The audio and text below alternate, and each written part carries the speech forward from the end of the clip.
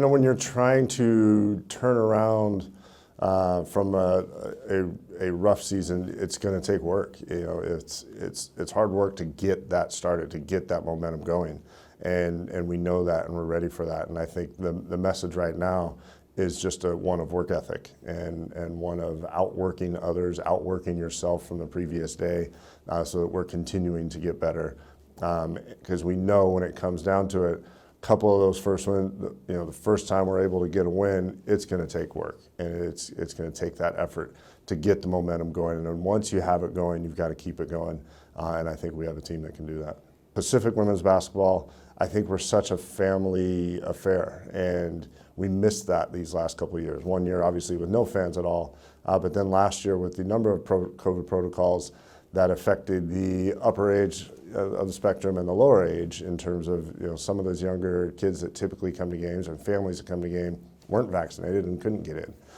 So it's one of those things where we're so fired up to welcome back those families, especially the young girls that look up to the women on our team and get to come watch games. You know, we miss that energy in the gym, and you know, we're typically a really good, have a great fan base, and we're looking to just, you know, reinvigorate that fan base. So we're fired up about it. We really are. We're excited to see familiar faces and to play and to have a crowd at Jersey. It makes such a difference. Our team's, I think, fun to watch and fun to root for. And when you get to feed off the energy of Spanos, it's even better. First game of the season, when we get to finally play again, is the one for me. It doesn't matter who it is, doesn't matter where it is. It's just we're excited to get back on the floor and play.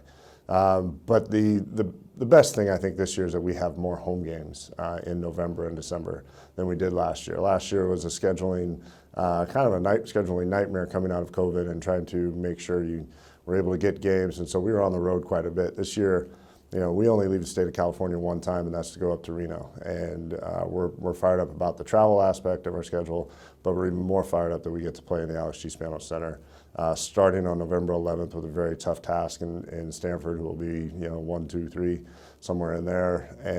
But then it continues with games against UNLV and Rice, and so we've got a tough schedule here at home, but we're really glad we're home. Obviously, last year, statistically, Anaya James and Liz Elliott stand out. I think CeCe Holmberg came on towards the end of the year. We will expect, you know, Sam Ashby had a great start to the season, and then her foot was giving her problems throughout the year, so that kind of tapered off.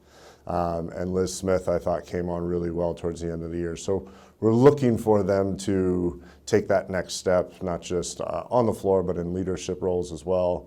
And then there's players like Diamond, who came off the bench last year and was able to add a spark, and has just added so much to her game. So we've had some people really take this summer and the time to get better seriously, and I would say that is true across the board, even those that I didn't name, and we're looking forward to that.